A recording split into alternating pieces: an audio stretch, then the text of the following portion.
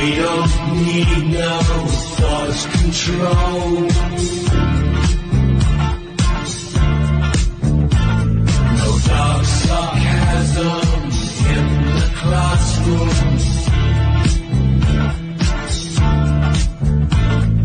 Teacher, leave them kids alone.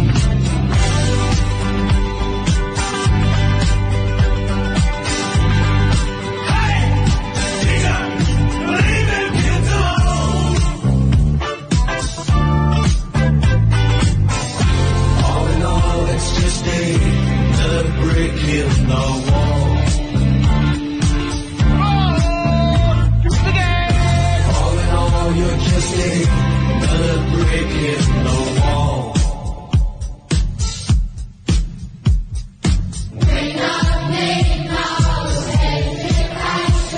If you don't teach me, you can't have any pudding. How can you have any pudding if you don't teach me?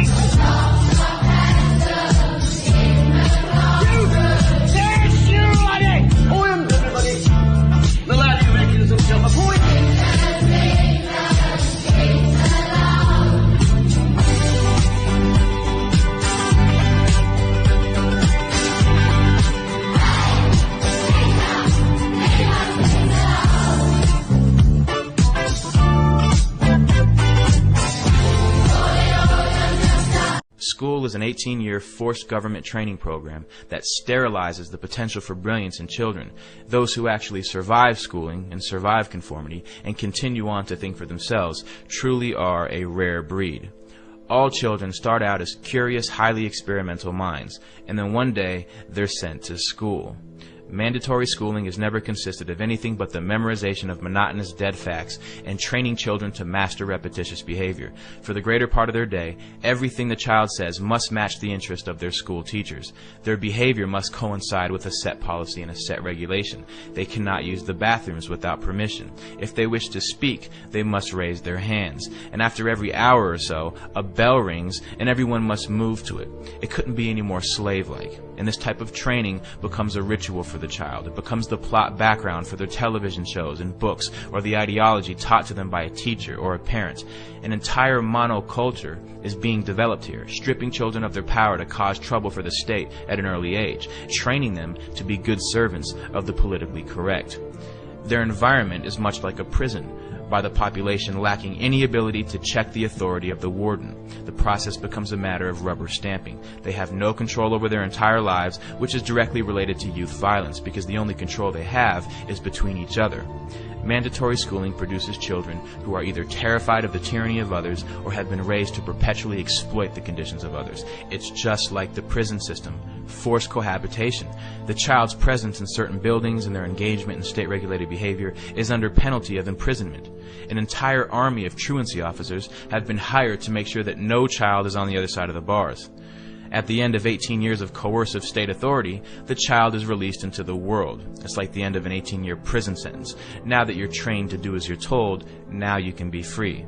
And the produce of these schools, or this state-controlled manufacturing operation, is a society willing to submit, to obey, and to listen. Forced behavior, which technically amounts to a type of slavery, will only inculcate a mindset of fear and terror. You need to be somewhere at a set time, either at the orders of an authority or a bell. Everyone in one mass shifts to another position or another place to engage in a new activity. They're trained to not only follow instruction, but they're also trained to follow a certain behavior. Rules, regulations, and laws are set for the children. They say you cannot do this to others. You can do this to others. This is acceptable. This is not acceptable. Standards of culture, morality, and behavior are imprinted into these new young minds that are in the blossoming stages of development. Their minds are being intercepted by the state and molded to conform to state standards. The first lesson they teach you is the orders of authority. The second lesson is to work with each other to achieve the desired ends of those in control. If a group of children are taught to engage in the same behavior regardless of what they want to do, then they will never fight back as adults.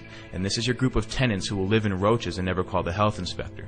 This is your group of citizens who is easily terrified by police officers into voluntarily giving up their rights.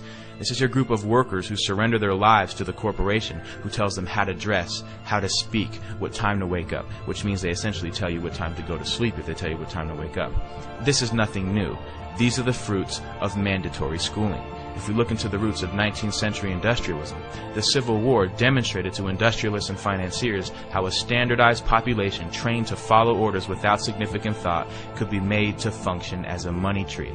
It's no surprise that global power and corporate wealth is based on a third-rate educational system that works against developing individuals of true character and true intellect. Because the mindless bureaucrat or the thoughtless worker who will follow a system without question is the pattern that our system depends on.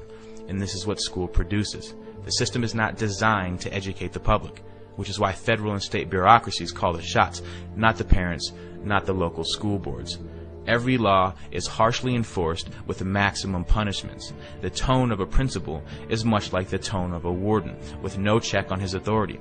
They will always have a way of using coercive ability to enforce a standard on the population.